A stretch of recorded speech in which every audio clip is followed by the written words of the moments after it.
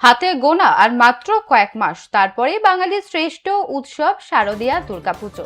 চারিদিকে এখনো উৎসবের আমেজে পুরোপুরি না এলেও সুন্দরবনের প্রত্যন্ত হিঙ্গলগঞ্জে ইতিমধ্যেই শুরু হয়ে গেছে মা দুর্গাকে গড়ে তোলার নির্লস প্রস্তুতি। আমাদের ক্যামেরায় ধরা পড়ল প্রতিমা শিল্পীদের সেই অক্লান্ত পরিশ্রমের ছবি, যেখানে মাটি, খড়, বাঁশ আর রং তুলির ছোঁয়ায় ধীরে ধীরে প্রাণ পাচ্ছেন জগৎ জননী।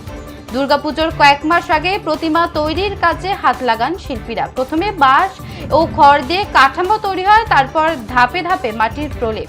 প্রতিটি পর্যায়ে লাগে নিখুঁত দক্ষতা, ধৈর্য এবং শিল্পীর সৃজনশীলতা। কিন্তু এই সময় দক্ষিণবঙ্গের সক্রিয় মৌসুমী বায়ুর বৃষ্টি তাদের কাজকে বারংবার বাধাগ্রস্ত করে।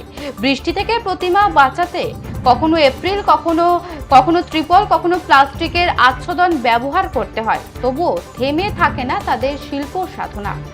এদিকে প্রতিমা তৈরির প্রয়োজনীয় উপকরণ মাটি, খড়, বাঁশ, রং, তুলি, কাপড় ও অন্যান্য সামগ্রীর দাম আগের তুলনায় অনেকটাই বেড়েছে। ফলে উৎপাদন খরচ বেড়ে গেলেও সেই অনুপাতে লাভ বাড়ছে না বলেই জানাচ্ছেন শিল্পীরা। তবুও শুধুমাত্র জীবিকার জন্য নয়, দেবী দুর্গার মাতৃমূর্তি গড়ে তোলার আনন্দই তাদের এগিয়ে নিয়ে চলেছে।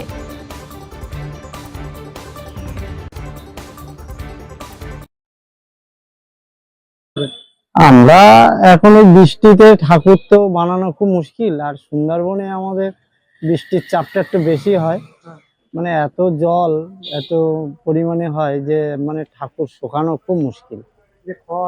এই মাটি খড় সব আমাদের কিনতে হয়, বাইরে থেকে আসে, এবং কারিগরও বাইরে থেকে আসে, তারা এসে কাজ করে এখানে। মোটামুটি ওই 10-20 খানা মতন এরকম অর্ডার হয়। সেটা আগাম করি আমরা, করে কোনো বছর হয় কোনো বছর হয় না, এরকমও হয়। হ্যাঁ, বৃষ্টি মানে কি প্রচুর বৃষ্টি, বৃষ্টিতে ঠাকুর শোকানো খুব মুশকিল। আমাদের এখানে সেরকম তো ব্যবস্থা নেই যে মেশিন পত্র দিয়ে শোকানো হয়। কৃষ্ণনগর, কুমোরটুলি ওদের আছে, কিন্তু আমরা ওই নিজেরাই মানে রৌদ্রের ওপরে ভরসা করে আমরা ঠাকুর বানাই। আমার নাম সুশান্ত বিশ্বাস।